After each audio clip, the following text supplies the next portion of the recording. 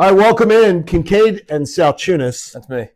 It's Wednesday. We're getting closer to NFC Championship game. That's exciting. Which is going to be absolutely awesome. But we got 5 questions, 5 things we didn't get to during the show today. And we did get to cat tunnels. So I was able to not have that be on the list. That wasn't on the It was on the show. It was on the show sheet, but we got to. I didn't even know. I don't know where these cat tunnels people put them in their house. How they have the I don't space know how to you put don't them know what in. the hell a cat tunnel is. No, I don't. It's Seriously, the weirdest thing. I didn't know. No, I've never had a cat. You don't know that. Yeah, that doesn't matter. I've never had a fish. I've never had a I cat. know you got the little pebbles on the ground. Pebbles. What are pebbles? All right, so we have 5 questions we didn't get to during the show today. I'm the guest today, which is great. You are the guest. I hope I didn't hit my mic there and ruin it. But, okay.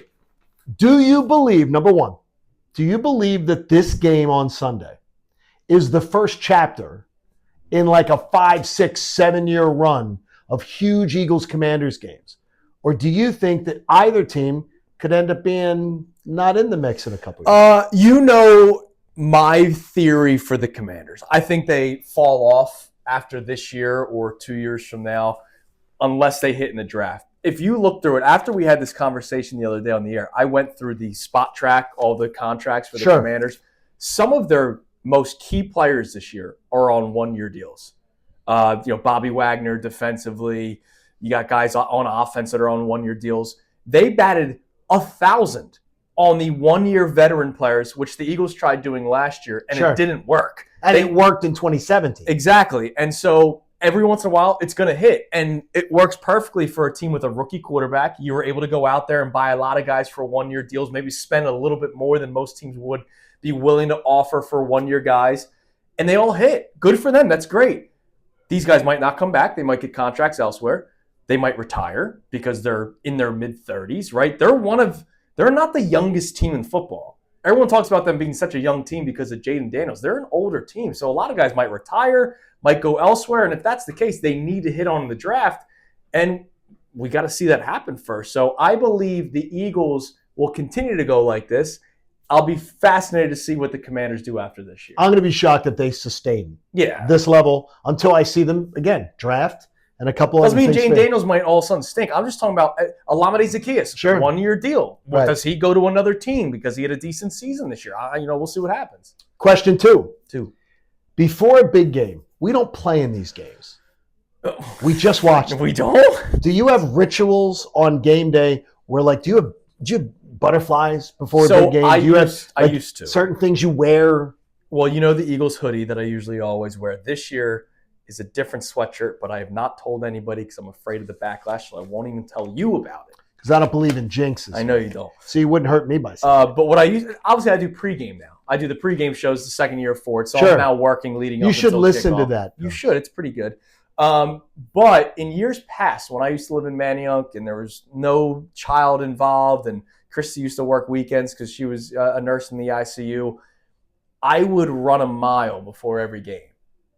That's crazy. Because I can run a 7-minute mile. So, like, with 10 minutes before kickoff, or 15 because I'd like to shower first, 15 minutes before kickoff, I put my shoes on, run. Wait, you shower, then you run? No, I run, give myself enough time to shower, and then watch the game. That's a quick shower. I did that for I lived in Manayunk for 6 years, so I did that for 6 years. Every Eagles game, I would run a mile before it, just to get energy out or something. I don't know what it was. It's just something I did. I have taken the same path to Lincoln Financial Field from my house every single game day. I drive the same path. Don't stop. Even if the GPS is telling me you're going to want to go down the blue route, nah, don't do it. I take it down 322 you can't and follow. Stop that now. You got to keep on going. Yeah, you got to do it. All right. What I would say to you is there are a lot of varieties of game times. Sunday afternoon's 3:00 for the Birds in an NFC Championship game. If I let you pick the perfect time that you can put the perfect day together for a Birds fan, what time is the game kicking off and why? Well, you know me personally. I love 1:00 starts and it has nothing to do with our wake up. But I've always been pro 1:00. But if I was putting work aside, I'm not thinking about. No, it's for the fan. You're Andrew the fan. Andrew you're just the worried fan. about it. NFC Championship weekend. I have the ability to take off on Monday. Right, you can do it because we can't take off the day after an NFC Championship game. I would say that 4:00 window, so 3:00 is great. Because here's why. Let's just use the current times, 3 and 6. 3:00 gives you you're new. It's 12 o'clock. You're tailgating. Yes. Right. So you've been able to eat breakfast. It's not like you're drinking. You're not doing kegs and eggs. Or go right? to church. Or go to church if you're doing that. It gives you time to take care of some things in the morning.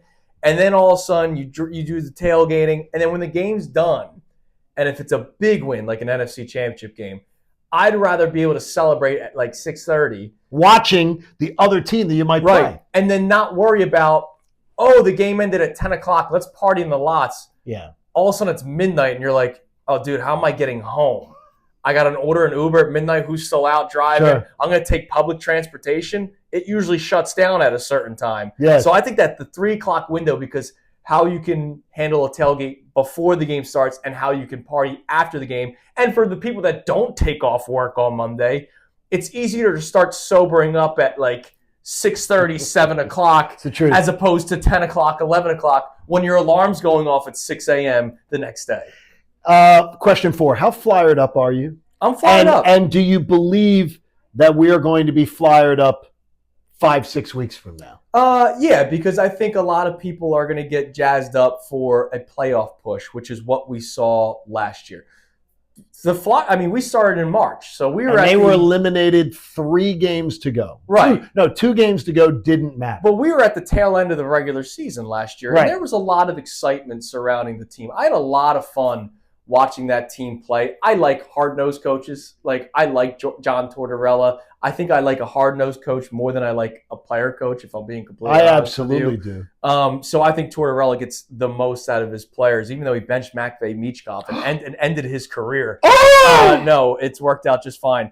I think once people are no longer fully focused on the Eagles, and it'll still be that window before baseball starts, because we know how much people love the Phillies in this city, and the Sixers are not on anybody's mind right now. Once people lock in and watch Matvei Michkov on a nightly basis, because it's one thing if your team's playing well and you're excited. It's another thing when you have a star or a rising star, because people want to say, I've been with that guy from the beginning. That's why nobody wanted to trade Tyrese Maxey, right? Sure. Because they wanted to be a part of his journey from the very beginning. Matvei Michkov's 19 years old.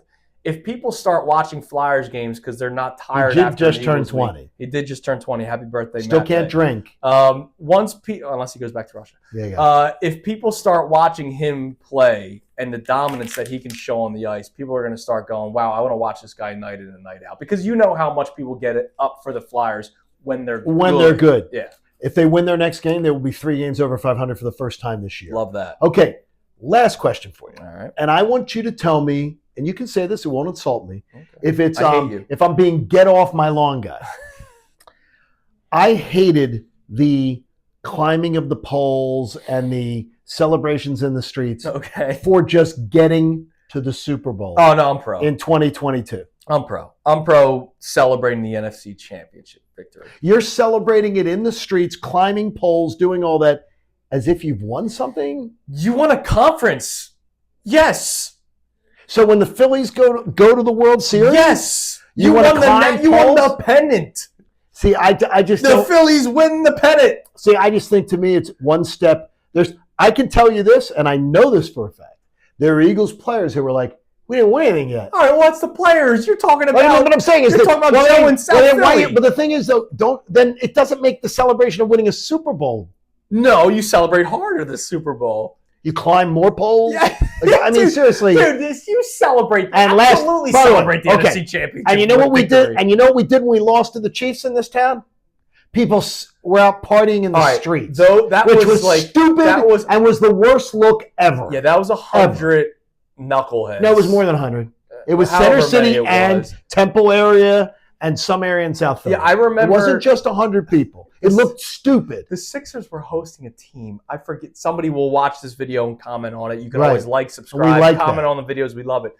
The Sixers were hosting a team the next day after they lost. Lost to the Chiefs. And he was saying, "You guys lost. Can you stop partying? I gotta play Joel Embiid tomorrow." I forget who it was. It was downtown. And that's what the guy was celebrating the Chiefs' victory, trying to get Eagles fans to shut up. Yeah, no, you don't celebrate when your team loses, but you absolutely celebrate a conference. No, but we have people here that do. Yeah, well, no, that's weird. Even celebrate in the streets when they lose. No, that's weird. Yeah, so it's weird. All right, we're gonna have a win. All right, celebrate with us, please. Subscribe, like, comment. We love it. We love hearing from you. And we love it even more when you join the show every day from 6 to 10 and you're watching on YouTube and you get involved with that. Tomorrow, Bram Weinstein, the voice of the Commanders. Friday morning, just a little tease, we will have Kevin Burkhardt. Love that. Who is calling the game on Fox. He hangs out with that guy, Tom Brady. Yeah. One's the GOAT broadcaster and one's just Tom Brady. Works out well. And we're going to have a lot of fun too. Kevin Nagandi tomorrow, Andrew DiCecco in studio on Friday. Stay with us all week as we head towards the NFC Championship game. Hey guys, Andrew Salciunas from Kincade and Salciunas. Thank you for checking out all of our stuff on YouTube. Make sure you click, like, subscribe on everything that you see. And of course, you can see everything from our YouTube feed. Full shows, interviews, when John's being an idiot, which is like 15 times a day. So make sure you check out all of our stuff on YouTube. We appreciate it.